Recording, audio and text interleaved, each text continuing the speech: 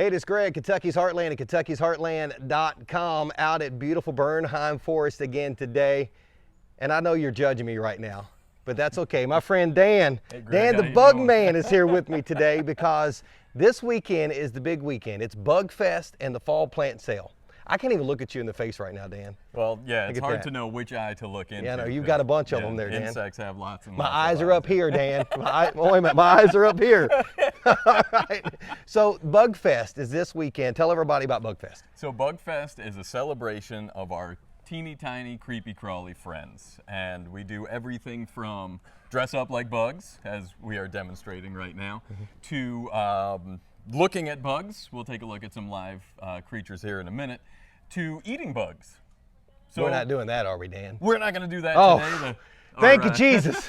Our crickets haven't yet come in, but we do have the chocolate ready for dipping. So if you're into chocolate dipped crickets, so you dip your own crickets in chocolate. We dip our own crickets. Yep. Ren Smith, our bug chef, makes the most delicious chocolate dipped crickets. It's pretty easy. You just take a cricket and you dip it in chocolate. Is that on his business card, that I'm bug chef at Bernheim? So yeah, and she also makes great Rice Krispie treats with mealworms in them.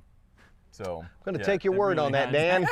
That I'm going to do. All right, so with BugFest, talk about the times and all the information people need to know, because now that they've seen this and this, they're going to want to be at BugFest. Yeah, so BugFest happens on Saturday from 10 to 2. So at the visitor center, you can come. We'll have discovery stations set up. You can learn about bees. You can learn about spiders. So the cost to enter is $10 per car. Pretty cheap entry fee for a wide range of different types of things. So we'll have our discovery stations, as I said. We have our Eat a Bug. Every hour, on the half hour, we're going to have insect safaris. So you can grab your net, go out with our naturalists and see what kind of things you can find and discover, because the world is full of very interesting insects, and Kentucky is definitely home to lots of really cool ones. In addition to just learning about bugs and eating bugs and listening to music about bugs, across the street from our visitor center, we are going to have the Butterfly Dome. So people who are interested can come out and check out our Butterfly Dome. It's going to be a 28-foot dome, and we are going to be releasing butterflies on Saturday morning into the dome, and then that butterfly dome will be here all week long, and on that following Sunday, we are actually going to release the butterflies into Bernheim. They're all Kentucky native species, so we won't be releasing invasive species, because as we all know, invasive bugs are not a good thing. No, they bug everybody is what they do. All right, so how did you get into the bug world? Sorry, I hit you with one of my legs. Okay. Watch your arms there, mister. Sorry, I'm not used to having all these here. So how did you get into the bug business? Well, the cool thing about bugs is that we're surrounded by them, but very rarely do we take time to stop and really look closely at them and ask ourselves the questions of, what is it doing?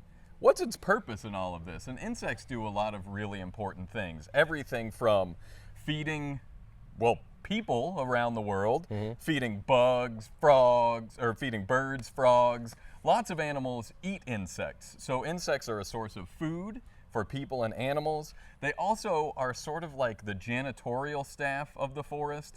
They help to decompose and break things down, so we don't have dead stuff and dead leaves piled up all over the place. They also help to take care of, I guess you'd call it the number 2 issue in the forest. I get that. They have an important duty to take care of all of that I get stuff. that. So, that's yeah, funny. So bugs do a lot of things, but if you stop and have a chance to really look at them, you're going to notice something interesting about insects.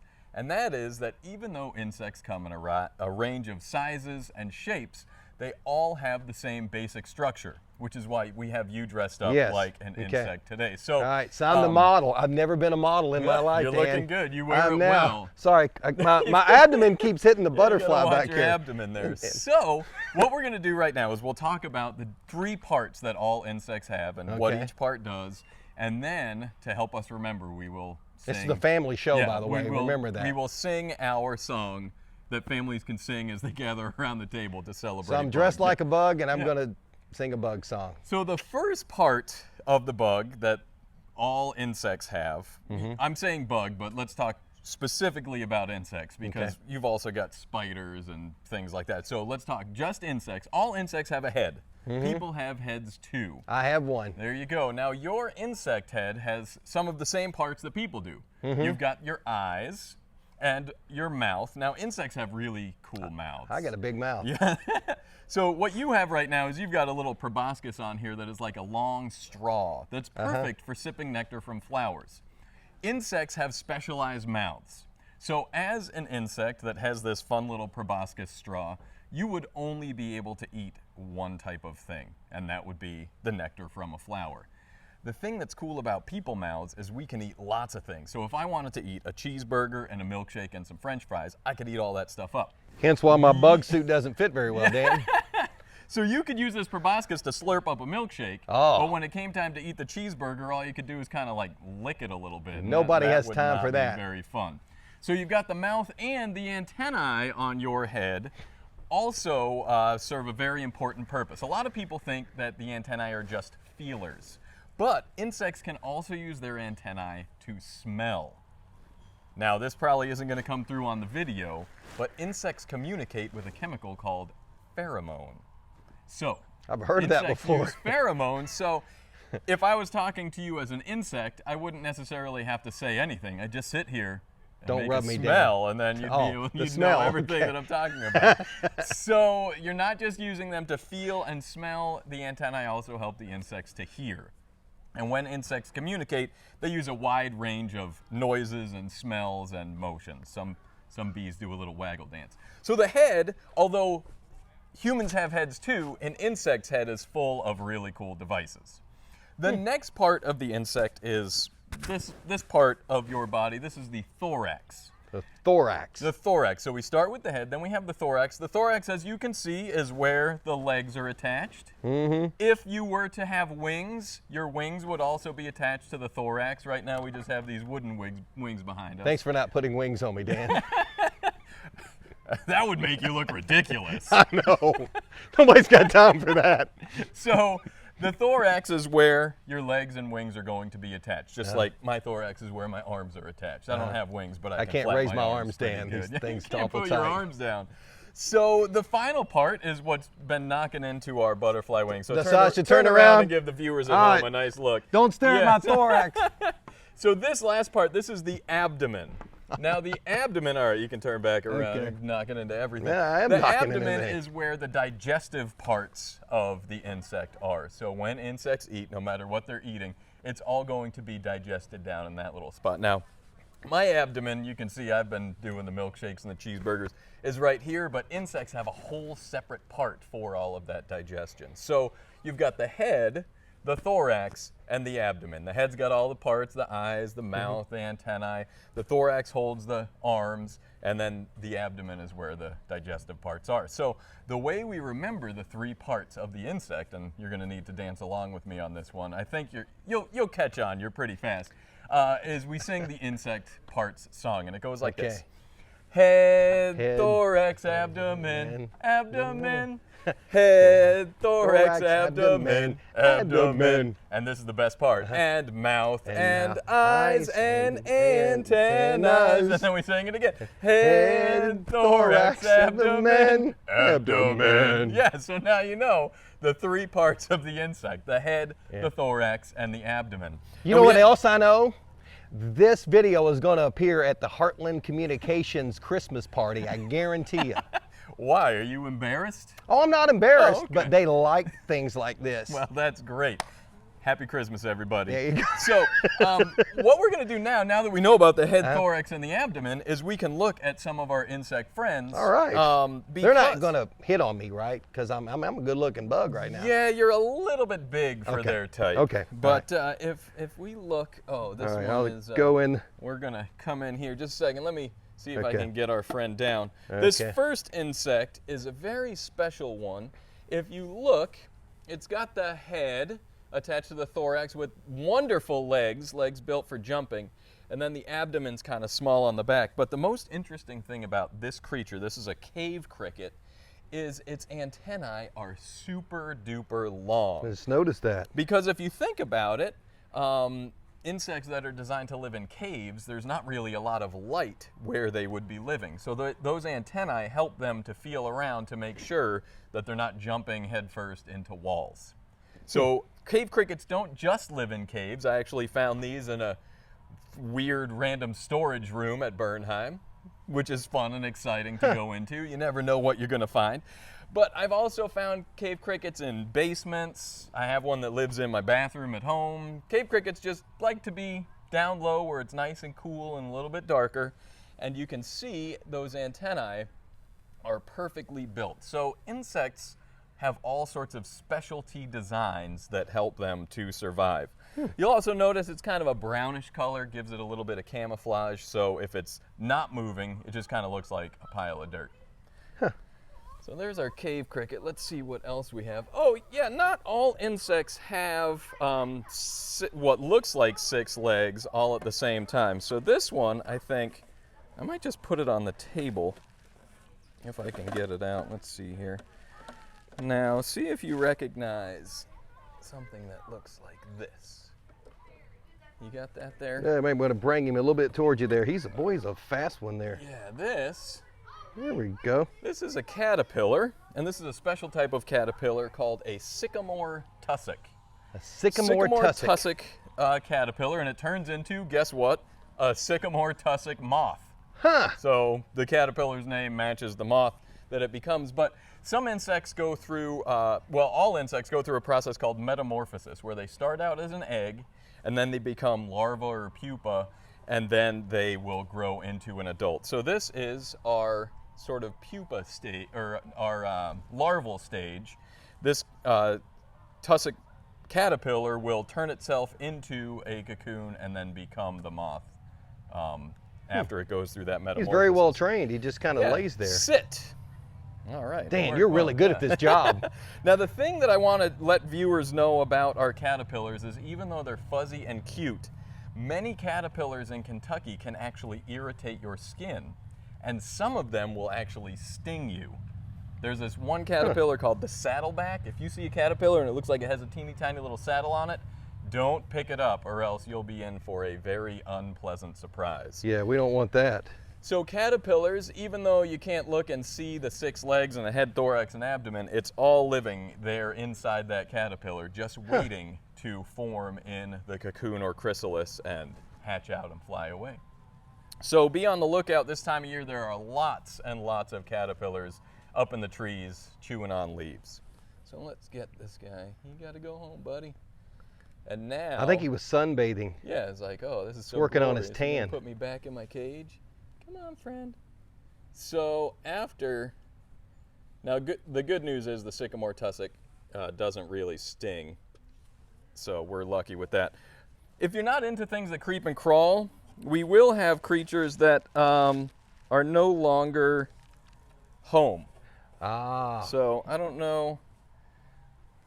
Where's a good spot? Let me Right know. there. There Right you there's go. good. So what we have here is a spider's exoskeleton. Another thing that's interesting about insects is that their skeletons are on the outside of their body. So imagine your bones, instead of being surrounded by squishy, mushy stuff, if your bones actually coated the inside muscles and things. So it'd be kind of, I don't know, like a suit of armor with gooey muscles on the inside. I'm glad insects aren't as big as us, because that'd be really gross. Really gross. But when insects grow, their exoskeletons don't grow with them. So they have to stretch and break their exoskeleton and crawl out in order to grow. Imagine if we needed to grow like that. You know, you graduate from high school and then your whole body falls and like, hey, I'm a grown-up. So what we have here, even though it looks like a spider, is actually just empty spider pants. Empty spider pants. Yeah, so the spider had to say, oh, I have I'm those getting at too home. big Oh, for wait a minute, this. never mind. I'm getting too big for this skeleton. And it pops out and then creeps and crawls, and its exoskeleton will then harden after it leaves the smaller exoskeleton. Huh. Yeah, pretty cool. It's called molting. And bugs do it, crabs do it. Anything that has that hard outer shell will molt in order to grow. I feel like I'm molting in this spider suit right now. Oh, No, this that's bug- melting. Melting, Yeah. melting, different. A beautiful hot sunny day. And let's see here. There was one, oh yeah, one more. Now this insect comes with a warning. You need to be very careful when you are exploring insects. If you're not sure what you're finding, assume that it's going to hurt. Okay, we're going to put a warning sign right now on the screen. There we go, warning sign. This is a very beautiful creature. I'm going to try to put it here. Let me know. Can you see that? You can see that, yes. All right. This is a creature known as a velvet ant. Now, that's misleading because it is not made of velvet and it is not an ant. A velvet ant is actually a wingless wasp. I don't like those. But they look really cute. They're kind of red and fuzzy. My wife actually saw one. She said, "Oh, it's just been hanging out with us by the sandbox." And I was like, "Oh my goodness," because apparently the velvet ant has one of the worst stings in all of the insect kingdom. Their nickname is the cow killer. That's a pretty big nickname. Is so bad that people used to think that its sting could kill a cow. Huh. Yeah, if you want to do some research, you can go online. There's actually YouTube videos of people getting stung by them for fun, and it's kind of hilarious and also terrible. Yeah, that doesn't sound like fun to me, Dan. So the velvet ant is a great example of the head, the thorax, and the abdomen. But in the abdomen of the velvet ant, this is a female. The females don't have wings. The female has a stinger that actually shoots out of the abdomen, probably about as far as the abdomen is big. And when it shoots out, it injects a venom into whoever it stings, and it hurts a lot. Now, the best part about it is they are not aggressive. The only time they're going to sting you is if you pick them up and you're handling them and you bother them. They're not going to like hunt you down. Hence why we put a warning on the screen. Don't pick them up and handle them. But they are also very beautiful. They are sort of red and velvety looking. So that's how it got the name velvet ant, because it looks like an ant and it looks like it's red and velvety, but it's actually a wasp that will sting you if you're not careful. That's not cool, Dan. Yeah, that's well, not a great. It's kind of cool. That's the thing about bugs is they're yeah. not cool and they're cool at the Right. same time. Well, it's cool knowing ones that I shouldn't mess with at all. And a great tool if you want to catch something but you don't want to touch it, insect nets. And we're going to have a whole bunch of bug nets at our BugFest celebration so that people can go out on an insect safari and find things like the velvet ant, but they'll do it with a naturalist who can tell them, don't touch that. That's a good plan. All right, so BugFest coming up this Saturday, Bernheim Forest. It's going to be a fun time. And again, the times are 10 to 2? 10 to 2, but I'm going to give your viewers a little bit of insider information. Please do, Dan. Because the BugFest is happening in conjunction with our Fall Plant Sale. And the Fall Plant Sale is advertised as being from 10 to 2. But if you use the discount code EARLYBIRD, or if you show up at 9 a.m., we're going to be opening the plant sale a little bit early. Look at you scooping So, yeah, everybody. if I you like want to that. get yourself a deep discount and show up early, they'll take care of you at the plant sale as I well. feel like one of the investigative TV reporters right now that keeps bumping into the butterfly behind me your with my abdomen. All right, so all the information, you can find it on the bottom of the screen. If you're watching this video at Kentucky'sHeartland.com, it's right below this video. You can also go to the community calendar page at Kentucky'sHeartland.com and all the information, even turn-by-turn directions to get you here to Bernheim Forest to get here for the Fall Plant Sale and Bug Fest this Saturday. You know, Dan, I'm living a dream today, man. That I am. Bug you a little while. Oh, thanks. I've never been this embarrassed in my life, and I'm sure this again will come up at the Christmas party. All right, He's we'll see Dan you the all Bug Saturday. Man. Yeah. I'm Greg Milby, community storyteller, and this is Kentucky's Heartland. Thanks for watching.